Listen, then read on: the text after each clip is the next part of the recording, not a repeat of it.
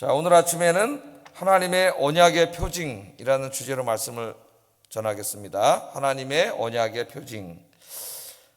제가 이제 고등학교 들어갈 때 휘문고등학교를 나왔는데 어제 노회를 갔다 이렇게 오다 보니까 이제 성남시로 해서 이렇게 강남을 청담대교를 건너서 이렇게 오게 되는데 거길 지나다 보니까 이제 휘문고등학교 생각이 나더라고요. 고등학교를 들어가니까 이제 고등학교 때마다 학교 배지가 있죠. 배지가 있는데 저희 배지는 이제 W자를 파란색으로 해가지고 여기 이제 옛날에 교복을 다 입고 남자 학생들 호크를 딱 채우면 이제 배지가 있고 모자도 이제 뒤에 좀 이렇게 하얀 테가 있어서 다른 학교와는 좀 구분이 됐습니다. 저 때는 하복 교복은 그냥 일반적인 것으로 바뀌었었는데 제 조금 선배들은 앙드레 김 선생이 휘문고등학교 선배예요. 그분이 만든 아주 그냥 현란한 교복을 입고 다녔다 그래요. 좋은 교복을. 근데 이제 그 배지를 이제 달아주는데 학교를 들어갔더니 선생님들 중에 휘문고등학교 출신 선배님들이 굉장히 많이 계세요. 선생님들 중에 들어갔더니 이제 뭐라 그러시냐면은 이 강남 불쌍놈들이 이 휘문고등학교 명문에 와가지고 학교를 다 이게 망가뜨린다는 거예요. 휘문고등학교는 원래 청와대 뒤 원서동에 이제 있던 그런 학교인데 지금이야 뭐 강남 그런 귀족 최고지만은 그 당시에 강남 불쌍놈이라 그랬어요. 학교를 다 망가뜨린다. 그러면서 너희들은 이제 이 학교 배지 이걸 탁 볼 때마다 휘문고등학교, 명문고등학교, 휘문고등학교 다닌다고 하는 걸 잊으면 안 된다는 거예요. 역사와 전통을 자랑하는 학교고 사학의 명문이고 그래서 막 선배님들 월턴 박종화 선생 얘기해가지고 얘기하면 이제 막 세뇌 교육을 이제 엄청 시키는 거죠. 이제 집에 오면 교복을 뭐 그렇게 했다 학교 갈 때 다시 교복을 입으면 W 탁 이제 휘문 이걸 달고 이제 가면 내가 휘문고등학교 학생이구나 그렇게 생각이 나게 되죠. 그럼 선생님 하신 말씀이 생각이 나요. 세뇌가 돼가지고 역사와 전통을 자랑하는 학교고 사학의 명문이고 이 명문고등학교라는 이제 생각이 막 나는 거예요. 뭘 볼 때마다 생각이 나요. 학교 배지와 교복을 볼 때마다 내가 휘문고등학교 다니는 거 하는 걸 자각하게 되는 거죠.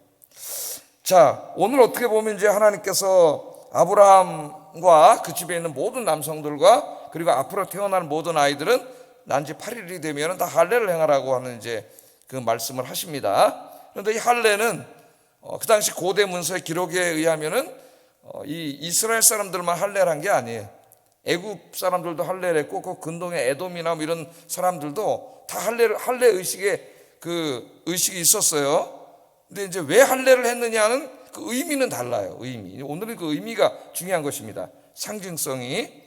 그래서 이제 할례를 다 행했는데 그 왜 할례를 행하라고 하셨느냐 하면은 그 이유가 9절 10절에 이제 나옵니다. 오늘은 이 할례를 중심으로 말씀을 전하겠어요. 9절 10절 한번 읽어보겠습니다. 시작.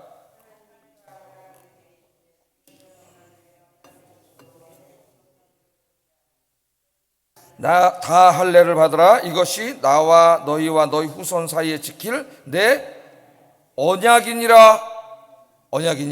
그렇게 말씀을 하세요.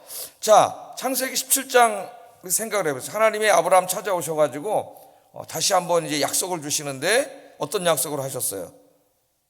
너에게 내가 자식을 주고 많은 자손들을 줘서 큰 나라와 민족을 이루게 하겠다는 약속을 주셨죠. 또 하나는 이 가나안 땅을 너희 자손들에게 주겠다. 하나님 두 가지 약속을 하셨습니다. 이 약속을 하시면서 창세기 17장 1절에 하나님이 하나 부탁을 하셨어요. 어떤 부탁을 하셨어요? 너는 내 앞에서 행히 완전하게 살아야 된다. 이 말씀을 하셨습니다. 그러니까 하나님은 아브라함과 그 후손들에게 자손과 많은 자손을 이루게 하고 민족을 이루게 하고 가나안 땅을 약속의 땅으로 주시는데 그 약속을 받은 아브라함과 그 자손들은 마음대로 함부로 저 세상 사람들처럼 살면 안 돼요. 하나님 앞에 행히 완전하게 살아야 됩니다. 그 의미가 뭔가를 이제 우리가 말씀을 지난주에 공부를 했죠. 그리고 그 약속을 하시고 네가 하나님 앞에 행위 올바르게 살아야 된다. 그 말씀을 하신 다음에 하나님께서 요구하신 게 뭐냐면 할례를 받으라는 거예요. 그러니까 할례는 뭐예요? 너와 나 사이에 맺은 언약이라고 이야기하고 더 자세하게 11절 한번 읽어보겠습니다. 11절 시작. 이것이 나와 너희 사이의 언약의 표징이니라. 제가 아까 왜 서론에 고등학교 배지 얘기를 했는지 이제 여러분 다시 한번 연결을 시켜보세요. 이 할례는 너와 나 사이에 맺은 언약의 표징이에요. 언약이 뭐였어요? 하나님께서 내가 네 하나님이 되어서 너에게 많은 자손을 주고 큰 민족을 이루게 하고 이 땅을 주겠다고 하는 그것이 하나님 편에서 맺은 언약이고, 그렇기 때문에 우리는 하나님 앞에서 행위 완전하게 살아야 돼. 하나님의 백성이 되어서. 이것이 언약의 핵심입니다. 하나님의 맺은 언약의 핵심이에요. 그럼 할례는 왜 하라 그랬어요? 할례는 바로 너와 나 사이에 맺은 이 언약을 항상 우리에게 다시 한번 상기시켜주는 표징이 된다는 거예요. 제가 휘문고등학교 들어가서 그 학교 바지 W자를 보고 나 휘문고등학교 다니는구나 볼 때마다 자각을 하게 되고 선생님 말씀이 생각나는 것처럼, 이 할례를 행하게 함으로 그 할례 자체가 중요한 게 아니라 그건 하나의 표징이에요. 표징. 어떤 표징이에요? 내가 저 이방 사람들처럼 막 사는 사람이 아니라 하나님과 언약을 맺은, 하나님이 나의 하나님이고 나는 하나님의 백성인 사람이구나 하는 것을 나에게 생각나게 하고 다시 상기시켜주는 표징이 바로 할례예요. 할례. 그래서 할례를 행하라 그렇게 얘기합니다. 여기 이제 그 표징이라는 말 있죠. 언약의 표징. 그 표징이라는 말에도 한번 줄을 쳐보세요. 표징. 이제 이 구약 성경 읽어보면 이 표징은 히브리 말로는 이제 오트라고 하는 말인데, 이 세 가지 의미가 있어요. 표징에. 오늘 그걸 신학적으로 설명하지는 않겠습니다. 오늘 본문과 연관시켜서만 생각하면은, 오늘 본문의 의미는 아브라함과 하나님이 세우신 언약을 생각나게 하는 것이에요. 그러니까 표징의 하나의 의미가 생각나게 하는 겁니다. 뭘 기억나게 하는 거예요. 고등학교 바지를 보고 내가 휘문고등학교 학생이고 나를 다시 생각나게 하는 것처럼, 여러분 저 집에다가도 이렇게 교패를 다 붙여드렸잖아요. 그죠? 그럼 집에 들어갈 때 보면 딱 대문 앞에 뭐가 보여요? 아현교회. 그럼 뭐가 생각나요? 잊어먹진 않겠지만은 나 아현교회 다니는구나. 근데 우리 옆집에 보면 성당 표시가 있고, 밑에 이렇게 엘리베이터 문 열릴 때 보면은 거기 무슨 교회, 무슨 세광교회 이런 게 표지가 붙어 있어요. 저 사람 세광교회 다니는구나. 근데 제가 이렇게 보면은 교회 있는 집으로 들어가는 사람은 다 인사를 잘해요. 거기서 내가 큰 차이를 느껴요. 이게 보통 인사도 잘 안 하고 그냥 쑥 가는 사람은 보면 집에 교회가 없어요. 근데 타면은 서로 핫하게 인사하고 애들 있어도 인사시키고 이렇게 들어가는 사람은 거의 다 교인입니다. 이게 뭔가 교인이 다르구나. 그걸 느껴요. 거기서 인성이 달라요. 인성이. 저도 이제 늘 인사를 하고 그렇게 하는데, 그게 이제 우리를 또 기억나게 하지 않습니까? 그러니까 여기에 이제 이 할례는 바로 하나님과 우리 사이에 맺은 언약의 표징이 되는 거예요. 그 할례 자체는 아무것도 아니에요. 왜? 다른 나라 사람도 다 했어요. 대부분이. 물론 안 한 민족도 있지만은 상당수의 민족이 할례를 행했어요. 위생적인 문제 또는 그 성인식, 종기, 또 하나는 그 주술적인 문제가 있습니다. 할례를 행해야 무슨 모든 악귀를 끼워내고 이런 그런 걸로 했어요. 네? 그러나 이제 우리 전혀 다른 의미입니다. 할례를 하는데 성경에서는 하나님과 내가 그냥 저 이방인들이 아니라 하나님의 언약 백성임을 이 할례하는 것을 내 몸을 볼 때마다 그걸 생각나게 하는 거죠. 근데 그때마다 하나님 말씀이 생각나는 거예요. 내가 하나님 앞에 행위 온전하게 살아야 되는구나. 하나님 기쁘시게 하는 삶을 살아야 되는구나. 그걸 생각나게 하기 위해서 하나님이 할례를 행하게 하신 겁니다. 자, 이게 가장 유사한 게 이제 이 할례를 우리가 생각할 때 두 가지 면에서 생각을 해야 되는데, 하나는 하나님 편에서 한번 생각을 해봐야 돼요. 하나님 편에서. 그는 하나님께서 이제 할례를 행하라 그랬어요. 이 하나님의 언약을 어기면 다 죽는다 그랬습니다. 그러니까 이스라엘 사람들은 할례를 행해야 돼요. 다 행해야 되는데, 첫 번째는 하나님 편에서 우리가 생각해 볼 것은, 하나님도 역시 그 할례를 행한 걸 보고 네가 내 백성이구나 하는 것을 기억하신다는 거예요. 기억하신다. 이상하지? 하나님이 잊어먹을까? 하나님이 잊어먹지 않으시죠. 그건 우리에게 확신을 주시는 거예요. 그 할례한 모습을 보고 네가 내 백성임을 절대 잊지 않을게. 그럼 우리가 할례를 행하면서 마음이 든든해지죠. 하나님이 절대 잊어먹지 않는구나 나를. 그러니까 하나님 편에서 생각했지만은 사실은 그것도 우리를 위한 겁니다. 가장 이제 성경의 대표적인 게 이 무지개 언약도 마찬가지예요. 지금 비가 오면 무지개가 쫙 뜨잖아요. 가끔 보면 우리 창문에서 내다보면 무지개가 쫙 떠요. 네? 그러면 사진을 찍어가지고 제가 이제 보내줍니다. 야, 무지개가 떴다 그러고. 그 무지개를 볼 때마다 노아가 생각이 나. 저는 교회 다니는 사람 다 그럴 거예요. 비가 아무리 많이 와도 폭풍이 몰아쳐도 하나님이 이제 다시는 물로 인간을 심판하지 않는다 그러셨지, 이 말씀이 이게 딱 생각이 난단 말이에요. 근데 그 무지개를 왜 뜨게 하셨느냐? 창세기 9장 14절 15절 한번 읽어보겠습니다. 창세기 9장 찾아보세요. 창세기 9장 14절 15절.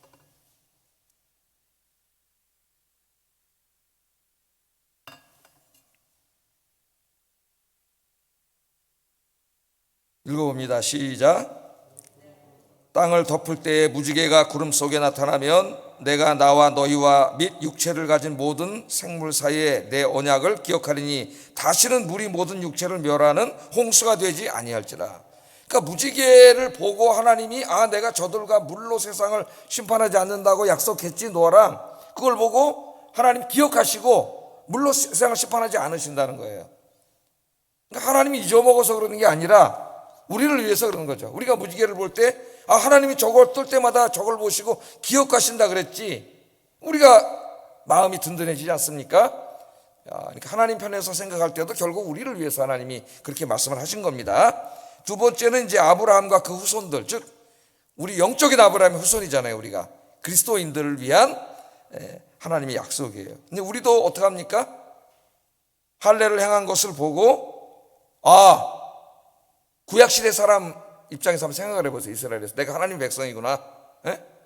내가 그러니까 하나님 말씀, 하나님 앞에 행위 온전하게 언약 백성답게 살아야 되는구나. 그것을 생각난다는 거예요. 생각하게 된다는 거예요.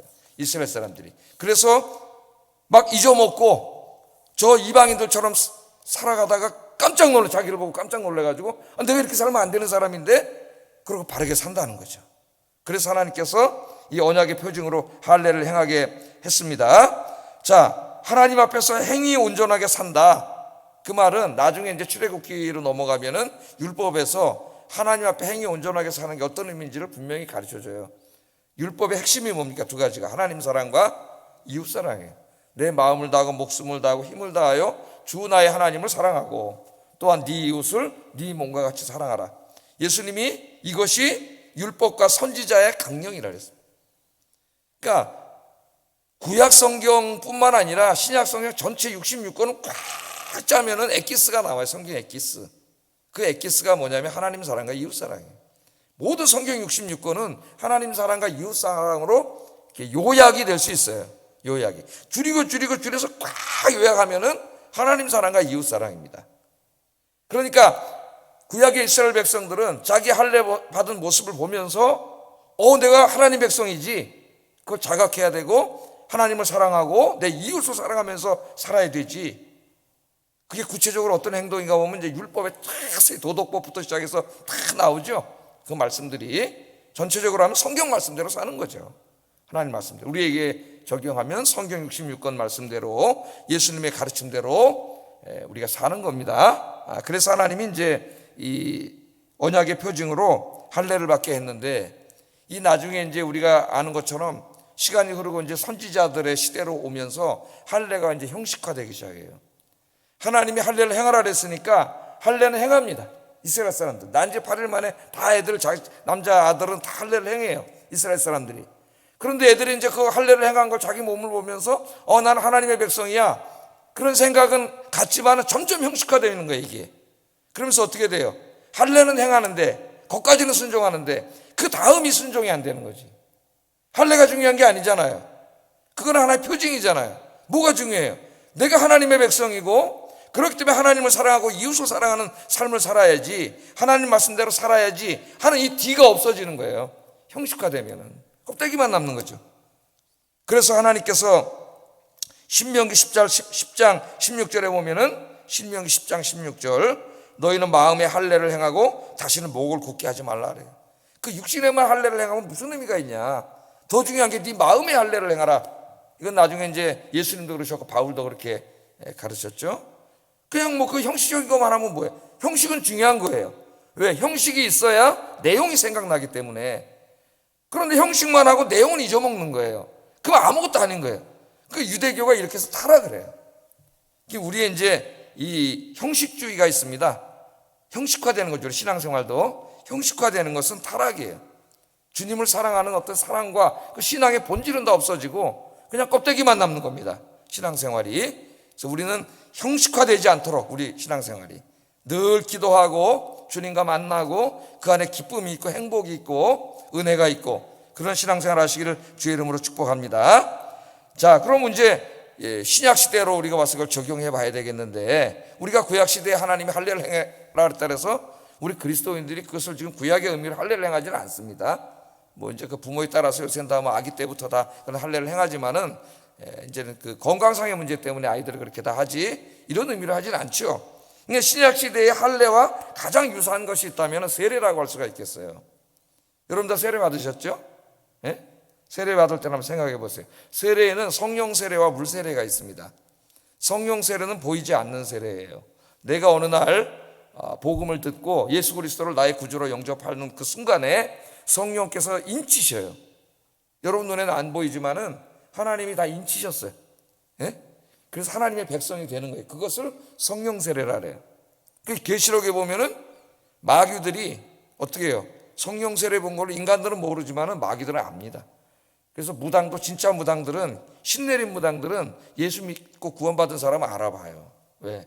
하나님의 성령의 인치심이 있어. 근데 교회만 왔다 갔다 하는 나이롱 신자는 또 알아봐요. 아무것도 아닌 거 다 알아요. 귀신들이 오히려 더 잘 알아. 예? 여러분 무당 앞에 가보세요. 진짜 여러분 신자인지 아닌지. 예?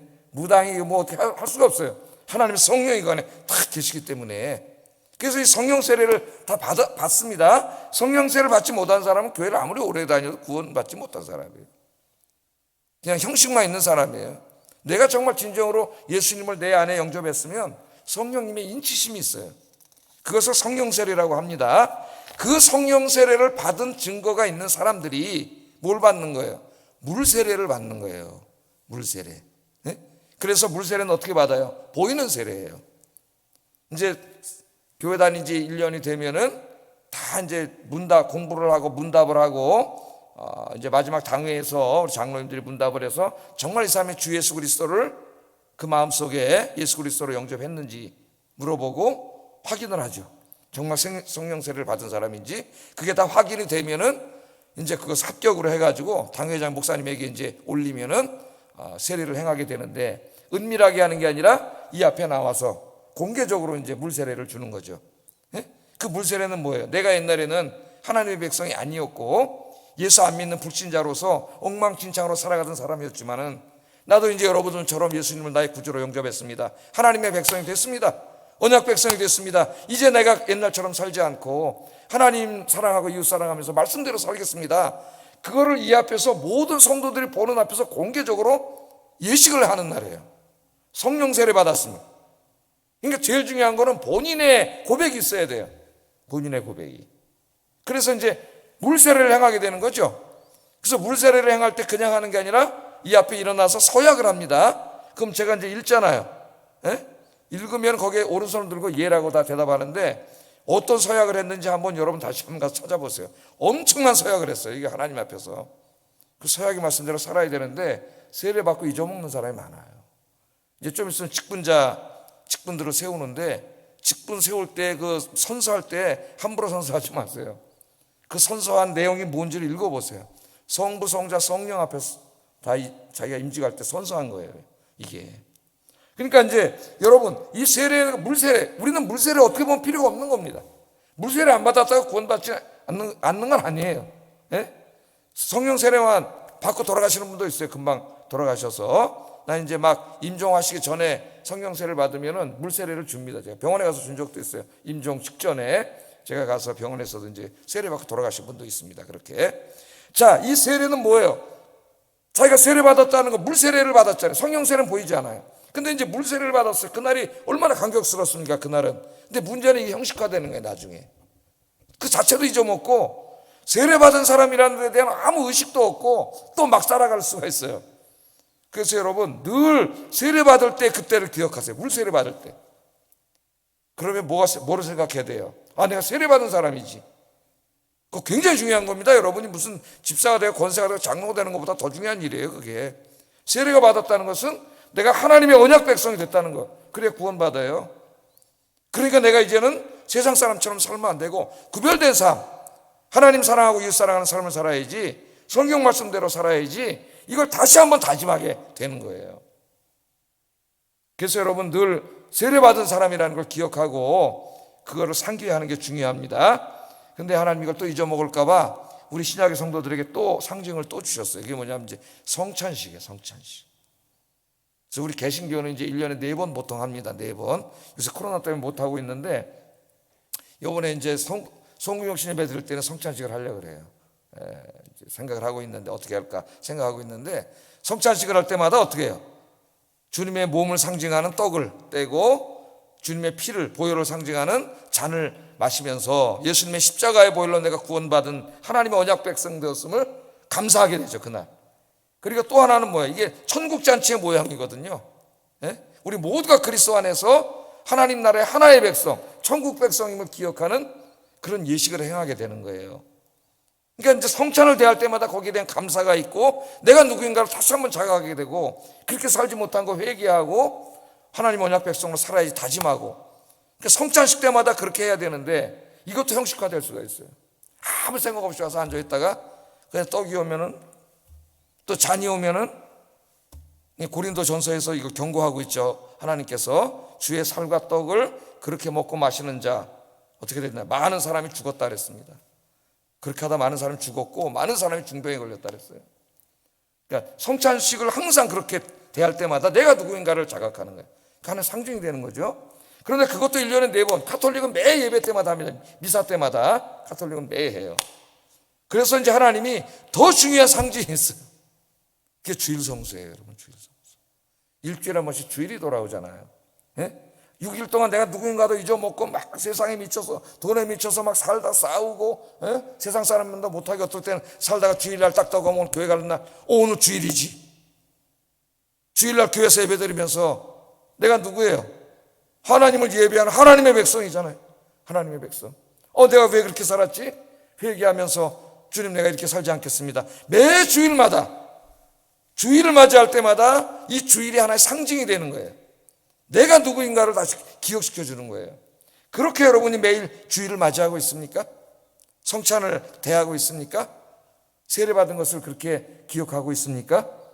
이 세 가지가 형식화되면은 그 신앙이 타락한 거예요, 여러분.